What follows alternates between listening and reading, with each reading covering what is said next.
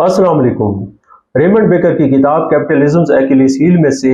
बेनज़ीर भुट्टो और आसिफ अली जरदारी के मुबैना corruption scandal से मुतल्लिक 4 वीडियोस हम कर चुके हैं और ये उसी सिलसिले की 5वीं वीडियो है। ये जो किताब थी इससे मुतल्लिक मैं आपको बता चुका हूँ कि ये 2005 में शाये हुई थी और इसमें बेनज़ीर भुट्टो के सिर्फ 2 दौर जो थे 1988 था 90 वाला और फिर 93 से 96 वाला, इनके दौरान होने वाली जो थी 2 नंबरियाँ थी, लूट मार थी, सरकारी जो अख्तियारात थे उनका नाजायज इस्तेमाल था, इसको कवर किया गया है क्योंकि ये किताब 2005 में शाये हुई थी। बाद में जो पीपल्स पार्टी का अदवार है 2008 से जो उनकी हुकूमत शुरू हुई थी 2013 तक विफाक में रही, फिर तब से लेकर अभी तक जो है उनकी सिंध में हुकूमत है। इस दौरान जो बेपनाह करप्शन के इल्जामात लगे हैं, जिसके अंदर जाली अकाउंट्स केस भी है, जिसके ऊपर JIT बनी, शवाहिद के पलंदे सामने आए, वो इस किताब में कवर नहीं हुए क्योंकि ये उससे पहले शाये हो चुकी थी।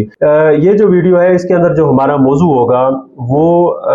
बेनज़ीर भुट्टो की जब हुकूमत बरतरफ हो गई थी दूसरी 58 2B के तहत नवंबर 1996 में, तो उसके बाद 1997 में जो इलेक्शन हुए थे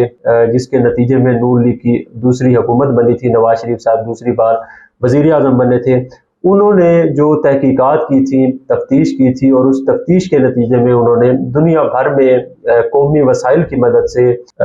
बेनज़ीर भुट्टो और आसिफ अली जरदारी के खिलाफ जो शवाहिद इकट्ठे किए थे और बाद में उन शवाहिद के ऊपर स्विस जज जो थे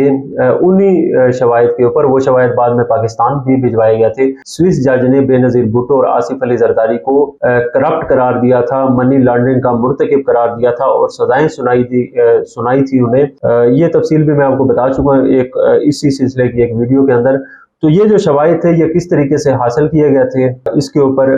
कितना खर्चा हुआ था, इन शवाहिद के अंदर क्या था, इससे मुतल्लिक जो कुछ रेमंड बेकर साहब ने अपनी किताब कैपिटलिज्म एक्यूलेस हील में लिखा है वो इस वीडियो में हम आपके सामने रखेंगे। उन्हीं के अल्फाज में मैं पढ़ना शुरू करता हूँ। जो कुछ उन्होंने लिखा है उसको मैंने ट्रांसलेट किया हुआ है, वो मैं आपके सामने रखता हूँ। रेमंड बेकर साहब के बकौल बेनज़ीर भुट्टो की दूसरी हुकूमत के खात्मे पर उनके केस में एक अजीब मोड़ आया।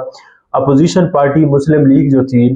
यानी कि नून लीग जो उस टाइम की थी, उसके नुमाइंदे 1995 में लंदन में एक ऐसे इन्वेस्टिगेटर से मिले थे जिसने $10 मिलियन, ये $10 मिलियन बनते हैं $1 करोड़, जिसने $10 मिलियन के बदले की रकम के बदले नामालूम जराए से, यानी कि उसने कहा था मैं जराए नहीं बताऊंगा, लेकिन उसने जराए नहीं बताऊंगा, शवाहिद मैं आपको दूंगा। तो उस इन्वेस्टिगेटर ने $10 मिलियन के बदले नामालूम जराए से बेनज़ीर भुट्टो की करप्शन के दस्तावेजी सबूत फराहम करने की पेशकश की थी 1995 के अंदर। उस टाइम नून लीग हुकूमत में नहीं थी, लेकिन वो जो थे अपोजिशन के अंदर थे, शवाहिद इकट्ठे कर रहे थे बेनज़ीर भुट्टो की हुकूमत के खिलाफ। तो लंदन में वो एक ऐसे शख्स से मिले इन्वेस्टिगेटर से जिसने कहा कि मैं आपको दस्तावेजी सबूत दूंगा बेनज़ीर भुट्टो की करप्शन के और इसके आपसे चार्ज करूंगा $10 मिलियन, यानी कि $1 करोड़ फीस लूंगा इसकी। तो रेमंड बेकर साहब ने लिखा है कि ये जो डील थी 1995 में नहीं हो सकी। क्यों नहीं हो सकी? क्योंकि नून लीग की उस टाइम हुकूमत होती, जो सरकारी पैसा उनके पास होता वो देकर वो ले लेते, इतने पैसे उन्होंने खुद से देना गवारा नहीं किए। मजीद उन्होंने लिखा है रेमंड बेकर साहब ने कि लेकिन 2 बरस बाद जब बेनज़ीर भुट्टो अपने ओहदे से हट चुकी थी और इनके खिलाफ तहकीकात हो रही थी, यानी कि 2 बरस बाद 95 से 2 बरस बाद 97 आ गया, नून लीग की हुकूमत आ गई, तो इस बात की इतलात थी कि ये पेशकश जो थी, जो शवाहिद देने वाली पेशकश की थी एक शख्स ने नून लीग के साथ, ये पेशकश $1 मिलियन में पाया तकमील को पहुंची। $1 मिलियन यानी कि $10 लाख के अंदर ये शवाहिद ले लिए गए। इन दस्तावेजात से जाहिर होता था कि जैसे उन्हें जेम्स श्लैग-मिल्च के जिनीवा ऑफिस से लिया गया हो। श्लैग-मिल्च से मुतल्लिक गुज़िश्ता वीडियो में हमने बात की थी कि ये जो थे भुट्टो खानदान के अटॉर्नी थे बैरून मुल्क और ऑफशोर कंपनियां भी बनाते थे, आगे उनके अकाउंट्स भी खोलते थे। वो कंपनियां जो फ्रंट के ऊपर होती थी, जो मुख्तलिफ जो बैरूनी गैर मुल्की कंपनियों के साथ मुख्तलिफ नौइयत की डीलें होती थी खरीदारी की, जैसा कि ट्रैक्टर इंपोर्ट की एक डील थी पोलैंड के साथ की गई थी, फिर फाइटर तैयारों की खरीदारी की डील हो रही थी फ्रांस की कंपनियों के साथ, फिर दुबई से सोना इंपोर्ट करने की डील हुई थी ARY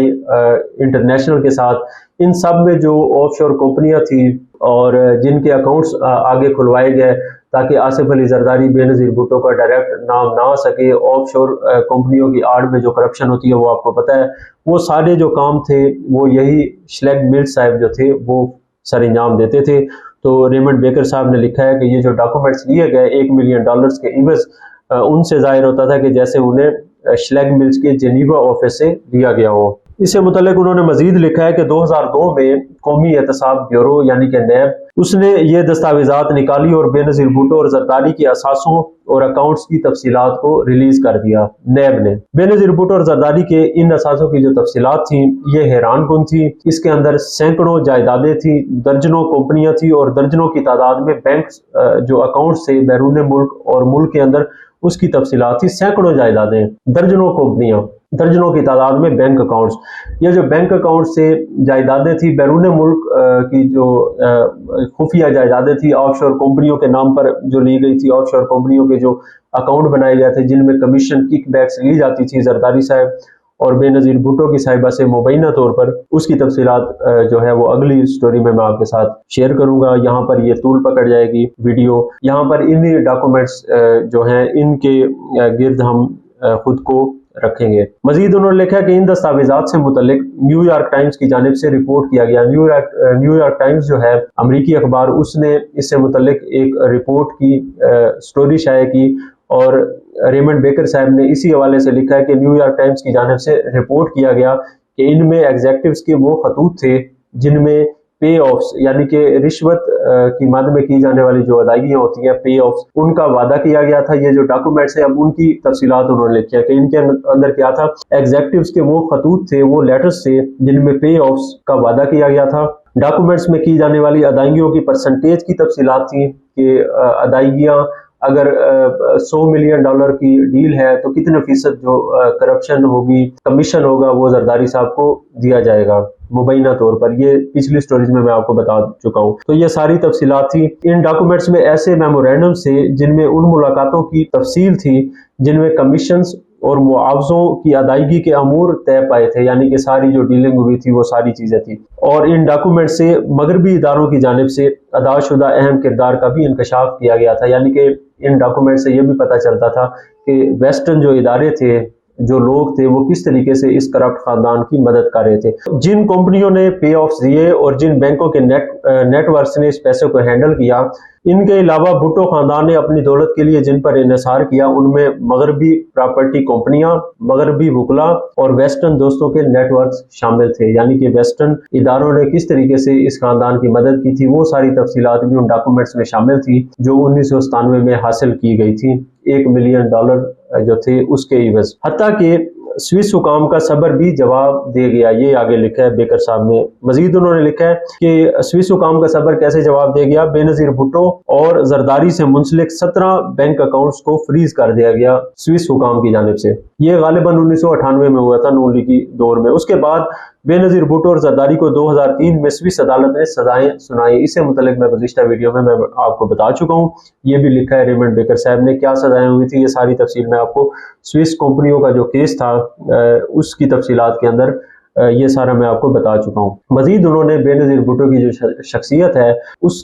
کے اوپر کامنٹ کرتے ہوئے لکھا ہے بیکر صاحب نے کہ بینظیر بھٹو جن کے والد کو پھانسی ہو چکی تھی، 2 بھائی قتل ہو گئے، والدہ کو بھولنے کی بیماری ہے، چونکہ یہ 2005 میں شائع ہوئی تھی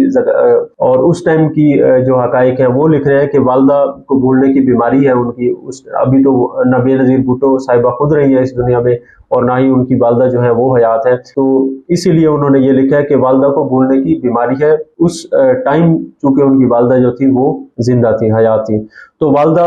کو بھولنے کی بیماری ہے۔ یہ بینظیر بھٹو کی شخصیت سے متعلق اور ان کے جو حالات تھے اس سے متعلق وہ لکھ رہے ہیں۔ اور خاوند ابھی بھی ٹربل سم ہے، مشکلات کھڑی کرنے والا ہے۔ زرداری صاحب سے کو انہوں نے ٹربل سم کہا ہے یہاں پر، جبکہ خود وہ دبئی اور لندن کے درمیان جلا وطنی میں رہتی ہیں، یعنی کہ در بدر کی ٹھوکریں کھا رہی ہیں، دبئی اور لندن کے درمیان جلا وطنی کے اندر وہ رہ رہی ہیں۔ وہ بینظیر بھٹو جو ہیں انہوں نے کہا ہے، لکھا ہے کہ وہ خود کو وکٹم بنا کر پیش کرتی ہیں۔ آگے انہوں نے بینظیر بھٹو صاحبہ کے 2002 میں ایک اخبار، برطانوی اخبار کو غالباً یہ دیا گیا بیان ہے، اس کو کوٹ کرتے ہوئے لکھا ہے کہ بینظیر بھٹو نے اس بیان میں کہا تھا کہ میں نے کبھی بھی اقتدار نہیں مانگا، میرے خیال میں پاکستانی عوام کو میری ضرورت ہے، میں نے اقتدار نہیں مانگا، پاکستانی عوام کو میری ضرورت ہے، یہ ان کا خیال تھا۔ میرے خیال میں یہ نشہ آور چیز نہیں ہے اقتدار، آپ اس سے بھاگنا چاہتے ہیں مگر یہ آپ کو بھاگنے نہیں دیتا، اقتدار سے آپ بھاگنا چاہتے ہیں، بے نظیر بھٹو صاحبہ کہہ رہی ہیں، لیکن یہ آپ کو بھاگنے نہیں دیتا۔ میرے خیال میں اس کی وجہ یہ ہے کہ ہم پیار دینا چاہتے ہیں اور پیار پاتے ہیں۔ یہ بے نظیر بھٹو صاحبہ نے ایک برطانوی اخبار کو جو تھا بیان دیا تھا، اس کو کوٹ کیا ہے ریمنڈ بیکر صاحب نے۔ یہ بیان کوٹ کرنے کے بعد انہوں نے بے نظیر بھٹو کے اوپر تبصرہ کیا ہے ریمنڈ بیکر صاحب نے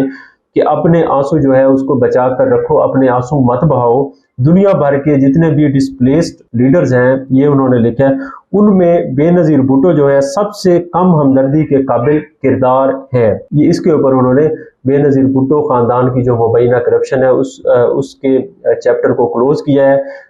اور یہ بتایا ہے کہ وہ جو ہے دنیا بھر میں جتنے بھی در بدر ہونے والے لیڈر ہیں، کیونکہ اس ٹائم بے نظیر بھٹو صاحبہ ملک سے باہر تھی، کبھی انہوں نے لکھا ہے کہ لندن ہوتی تھی، کبھی دبئی ہوتی تھی، ایگزائل میں تھی، زرداری صاحب اس ٹائم جیل میں تھے، اس در بدر تھی، وہ بے گھر تھی، ملک سے باہر تھی، لیکن انہوں نے کہا کہ پھر بھی وہ جو ہیں ہمدردی کے قابل جتنے بھی لیڈرز ہیں پوری دنیا میں جو ڈسپلیسڈ ہیں، اس میں بے نظیر بھٹو صاحبہ کم اس قابل ہیں ہمدردی کے۔ کیوں؟ اس کی وجوہات وہ کرپشن سکینڈلز ہیں، وہ چارج شیٹ ہے جو انہوں نے اپنی کتاب میں پیش کی ہے، جو نیب نے پیش کی تھی، جو نواز شریف حکومت نے پیش کی تھی، وہ سزائیں تھی جو ان کو سوئس عدالتوں سے ہوئی تھی، وہ کیسز تھے جو دنیا بھر کی عدالتوں میں ان کے خلاف چلے تھے اور سب کے ٹھوس شواہد موجود تھے۔ اس لیے انہوں نے ان کو آخری لائن کے اندر یہ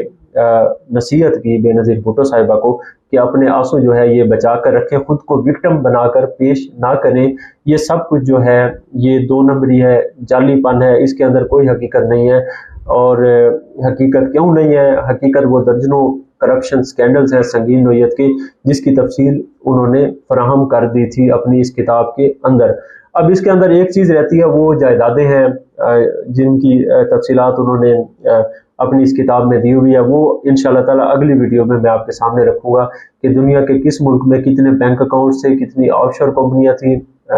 اور کتنے جو تھے گھر تھے، پراپرٹیز تھیں بے نظیر بھٹو اور آصف علی زرداری کی، جن کے ٹھوس شواہد جو تھے $1 ملین کے عوض پاکستانی حکومت کے ہاتھ لگ چکے تھے، اور یہ ساری چیزیں ریکارڈ کے اوپر موجود تھیں۔